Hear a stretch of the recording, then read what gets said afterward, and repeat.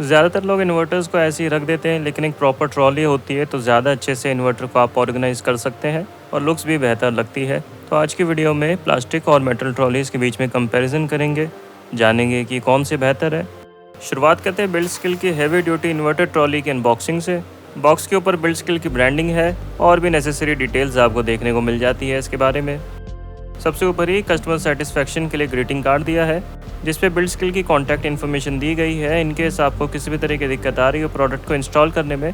साथ में users manual भी मिल जाता है आपको, जिसमें और डिटेल्स इसके बारे में दी गई है इंस्टॉलेशन के लिए। ट्रॉली के साथ अच्छी क्वालिटी के कैस्ट्रो व्हील्स भी दिए गए हैं। ये ब्लैक कलर में है और इसके जो कलर स्कीम है इसके साथ मैच करेंगे। एक एक कंपोनेंट को इंडिविजुअल कार्टन के बॉक्सेस में पैक करा गया है ताकि शिपिंग के दौरान बिल्कुल भी डैमेज ना हो। एक शेल्फ इन्वर्टर के लिए होती है ऊपर की तरफ जो आएगी, और एक शेल्फ नीचे लगती है जिस पे बैटरी रखी जाती है। ट्रॉली की साइड्स ऑफ वाइट या ग्रेइश कलर की दी गई है। ब्लैक के मुकाबले ये वाला कलर मुझे ज़्यादा पसंद आया।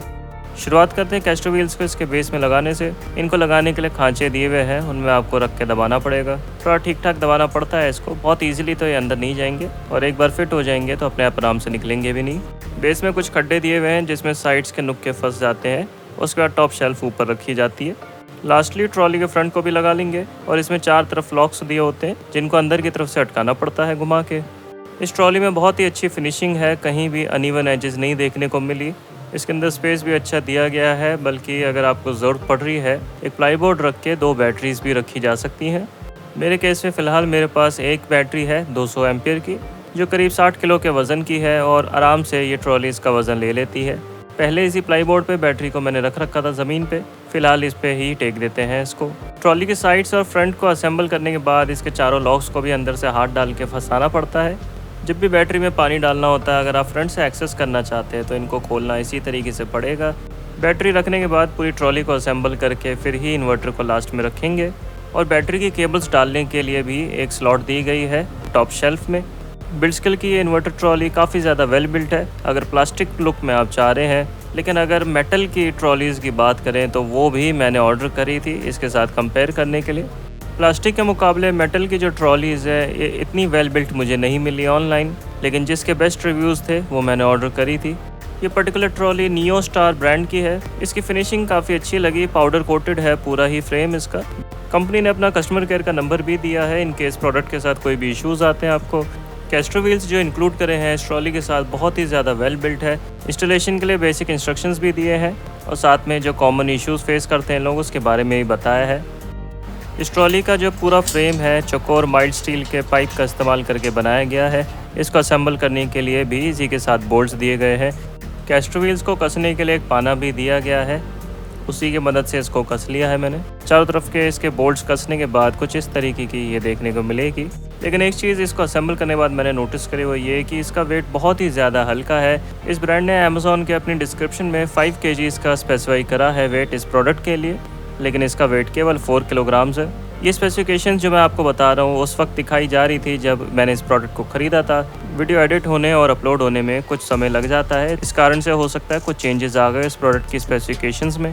इस ट्रॉली का सबसे अच्छा पार्ट मुझे लगा कि बहुत ही अच्छी क्वालिटी के नायलॉन के व्हील्स इन्होंने इस्तेमाल करे हैं जो इंडस्ट्रियल ग्रेड की क्वालिटी के हैं, लेकिन इसका फ्रेम उतना हैवी नहीं है मेरी रिक्वायरमेंट के हिसाब से, क्योंकि 200 एम्पियर की बैटरी मुझे रखनी थी। वहीं अगर बिल्ड स्किल की ट्रॉली का कंपैरिजन करें तो 6 किलो का इसका वजन है, और इसकी इतनी मजबूती है कि ऊपर की शेल्फ भी 70 किलो के आदमी का वजन ले लेती है।